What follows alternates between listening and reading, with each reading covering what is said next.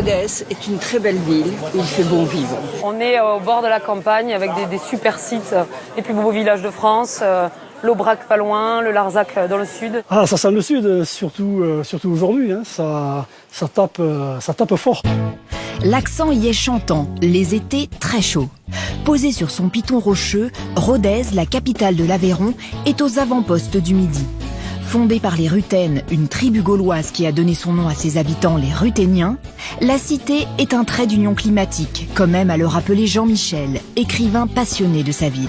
On est finalement entre le Midi méditerranéen et puis aussi la montagne, l'Aubrac et le Massif central. Si aujourd'hui les températures sont au-dessus de 30 degrés, les hivers sont aussi parfois extrêmement rigoureux avec de fortes chutes de neige, même si le réchauffement climatique atténue depuis quelques années ce climat un petit peu rude. L'architecture locale reflète l'identité climatique de la ville. Des toits en ardoise ou en lauze et une inclinaison forte pour laisser glisser la neige à une époque où elle pouvait tomber en grande quantité. Mais qu'il fasse chaud ou froid, Jean-Michel aime Rodez en toute saison. Je suis né ici, j'ai toujours vécu dans cette ville. Il y a les odeurs, ce sont les odeurs du marché notamment, hein, quand la campagne monte à Rodez, avec tous ces étalages de fruits, de légumes. Rodez, c'est aussi une couleur, celle du grès rose, qui a permis de bâtir de prestigieux hôtels particuliers, mais surtout la cathédrale, un phare de 86 mètres de haut, visible de très loin. Depuis 2014, Rodez est aussi la capitale du noir, grâce au peintre Pierre Soulages, l'enfant du pays. La ville lui a consacré un musée. Ce savant mélange entre tradition et modernité se retrouve aussi dans un petit objet, le couteau Laguiole, un bijou de technique chargé d'histoire. Bonjour Christophe. Bonjour Jean-Michel. Comment ça va? Ça va très bien, c'est une tradition qui date depuis 1829. C'était un couteau qui était utilisé par les bergers, par les vachers dans la montagne de l'Aubrac. Dans la boutique de Christophe, on met à l'honneur ce couteau qui tire son nom du village de Laguiole, situé à 1000 mètres d'altitude dans le nord de l'Aveyron. Il y a 150 ans, les ouvriers travaillaient essentiellement en hiver alors que les travaux des champs étaient terminés. Un couteau Laguiole, on est sur un système de ressort. Quand on l'ouvre et quand on le referme, on entend un clac. Et à l'époque, si vous voulez, une fois que le chef de table avait fini de manger, il faisait claquer son couteau, ça voulait dire qu'on pouvait se lever de table.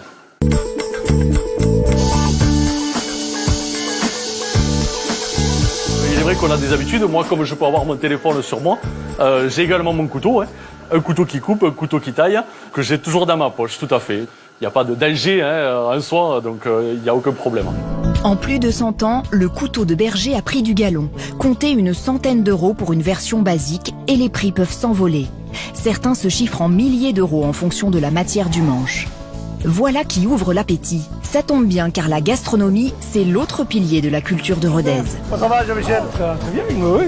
On aurait pu s'attendre à un déjeuner dans une ferme de montagne, mais Jean-Michel a tenu à nous emmener dans un bowling. À voir ici, c'est bien, regardez, un bowling international, mais quand on voit la fresque sur le côté droit, les vaches d'Aubrac, ça reflète bien les origines des produits naturels, des produits de chez nous, tels que les farsous, tels que l'aligot, le chou farci, les bonnes côtes de bœuf de l'Aubrac avec l'aligot.